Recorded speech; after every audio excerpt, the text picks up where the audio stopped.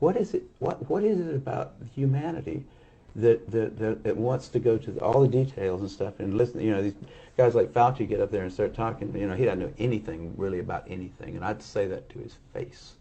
Nothing. The man thinks you can take a blood sample and stick it in an electron microscope, and if it's got a virus in there, you'll know it. He doesn't understand electron microscopy, and he doesn't understand medicine, and he should not be in a position like he's in.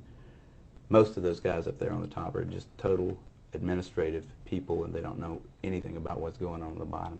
You know, those guys have got an agenda, which is not what we would like them to have, being that we pay for them to take care of our health in some way. They've got a personal kind of agenda. They make up their own rules as they go. They change them when they want to, and they smugly, like Tony Fauci, does not mind going on television in front of the people that pay his salary and lie directly into the camera. You can't expect the sheep to really respect the best and the brightest. They don't know the difference, really.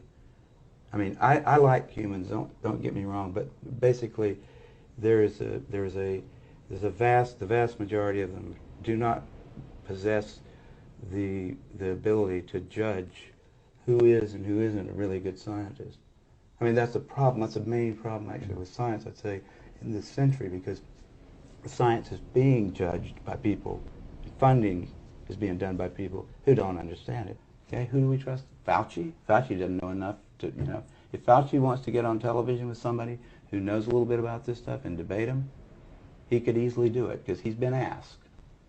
I mean, I've had a lot of people, president of the University of South Carolina, ask Fauci if he'd come down there and debate me on the stage in front of the student body, because I wanted somebody who was from the other side to come down there and balance my, because I felt like, well, these guys can listen to me, but I need to have somebody else down here that's going to tell me the other side. But Fauci didn't want to do it.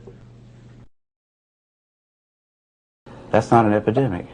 The number of cases reported went up epidemically, you know, exponentially, because the number of tests that was done went up exponentially. How many doctors knew about HIV in 1983? 2. How many knew about it in 1985? Say 500. How many knew about it in 1986? 40,000. So that's where the curve came from. How many tests were done? Look.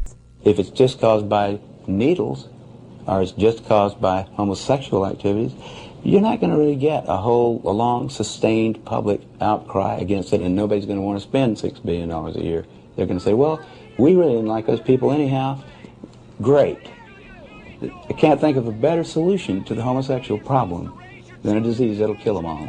I mean, there would be congressmen that would talk about that quietly, not on television. So the CDC had to say, we can't say that. We've got to say it's got to be heterosexually transmitted. There's no proof that it's transmitted at all at that point. So why not just say, well, it's heterosexually transmitted too? Because that made it a plague, and the CDC needed one. The CDC hadn't had a good plague since polio. Their funding was probably going to be cut back if they didn't come up with one. The guy that was the head of the CDC, in fact, wrote memos that have been obtained, you know, where he describes this as hot stuff. You know, those guys have got an agenda, which is not what we would like them to have, being that we pay for them to take care of our health. They are considered the final arbiters of what's good for the planet or what's bad for the planet. And they hadn't got the slightest idea. Instead of wearing white robes, they wear white lab coats, you know. Instead of bringing you the word of God, they bring you the word of the EPA or whatever. And they don't have to understand what it is that they're making you do, in fact. And people, you know, I think they fall naturally into it because there is a need in humanity for something like a religion. Occasionally you get a false positive. Under those circumstances, a Western blot can absolutely confirm. Western blots are also important when you have people, for example, who have been vaccinated in vaccine trials and making antibody against one protein. The only way you're going to tell if they're infected serologically is by looking at a Western blot showing they make antibodies to the other protein. So it has a lot of value. It's fundamentally a confirmatory diagnostic test. more likely to be positive there because they use much more lax criteria. I don't think that there's anything wrong with different countries having different criteria, because the different criteria are only really for that small group of patients that come in the indeterminate level. When a Western blot is really positive, it hits you like a truck. It's only for that little indeterminate group that you have to be concerned.